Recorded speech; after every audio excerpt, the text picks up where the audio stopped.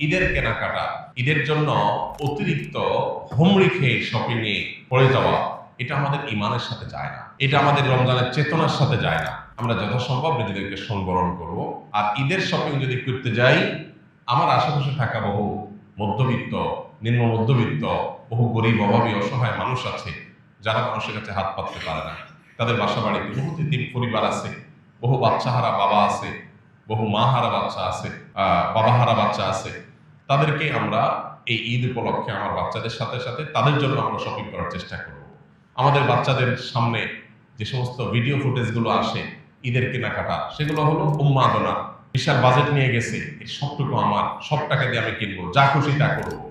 এগুলো মনুষ্যত্ব নয়, এগুলো কোনো কোনো ক্ষেত্রে পশুত্ব। মনুষ্যত্ব হলো যে আমি আমার ঈদের বাজেট দিয়ে এটা কিনবো আমার জন্য, এটা কিনবো আমার প্রতিবেশীর জন্য, এটা কিনবো আমার গরিব বন্ধুটার জন্য, এটা কিনবো আমি আমার অমুক আত্মীয়ের জন্য। সবাইকে আমার ঈদের আনন্দের সামিল করার চেষ্টা করব। আমাদের মুসলমানদের ঈদ হলো ত্যাগ এবং ভোগ, এই দুইটার সমন্বয়ের নাম। শুধু ভোগ এটা কখনো ঈদ হতে পারে না। মুসলমানের ঈদে অন্তত শুধু ভোগ থাকতে পারে না। বিধায় আমাদের ঈদের আনন্দের জন্য শুধু আমাদের জন্য না হয়, আশপাশের জন্য হয়। আমাদের বাজেটের একটা অংশ যেন অন্যদের সঙ্গে শেয়ার করে আমরা করতে পারি। বাকাউতি করা, গর্ব করা এবং অন্যদের সাথে কম্পিটিশন করা, এটা কোনো আমাদের ঈমানের সাথে যায় না। আল্লাহ আমাদেরকে বোঝার তৌফিক দান করুন, আল্লাহ আমাদের সংশোধিত হওয়ার তৌফিক দান করুন। রমজানের শেষ দশকটা আমরা শপিং মলে না কাটিয়ে মসজিদে ইবাদত বন্দেগীতে আমরা কাটাবার চেষ্টা করবো ইনশাআল্লাহ। এবং ঈদ প্রকৃত অর্থে তাদের জন্যই যারা ইবাদত বন্দেগী সঠিকভাবে করতে পেরেছে। ভাইরা আমার, রমজান শেষ হয়ে আসছে, আমরা রমজানের শেষ দশকে এনে কামল করবো ইনশাআল্লাহ। প্রতিদিন একটিবার হলেও চোখের পানি ফেলে আল্লাহ রাব্বুল আলামিনের কাছে ফিলিস্তিনের নির্যাতিত মানুষগুলোর জন্য দোয়া করব। আল্লাহ তাদেরকে যেন উদ্ধার করেন, তাদের জন্য আল্লাহ তাআলা রক্ষা করেন।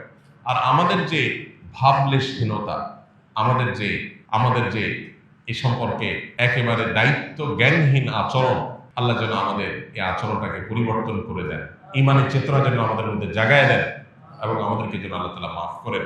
আমাদের ভাই বোনদেরকে যেন আল্লাহ তাআলা সান্ত্বনা নসিব করেন, তাদের কষ্টকে আল্লাহ যেন দূর করে দেন, তাদের মৃতদেরকে আল্লাহ শহীদ হিসাবে কবুল করে নেন, তাদের জীবিতদেরকে আল্লাহ তাআলা শক্তি সামর্থ্য দান করেন, মুসলিম শাসকদের ঈমানের শক্তি আল্লাহ তাআলা শানিত করে দেন, তাদের ঈমানের দায়িত্ব পালন করার তৌফিক দান করুন।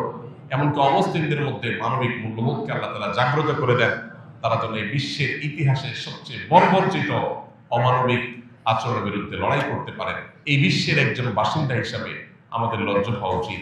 আমরা শত শত কোটি মানুষ, পৃথিবীর ছোট্ট একটা ভূখণ্ডের মানুষদের প্রতি নির্যাতনের অত্যন্ত নির্মম চিত্র যুগ যুগ ধরে আমরা দেখে চলেছি। অথচ এই জালিম, এই খুনিদের হাতটাকে আমরা কেউই থামাতে পারছি না।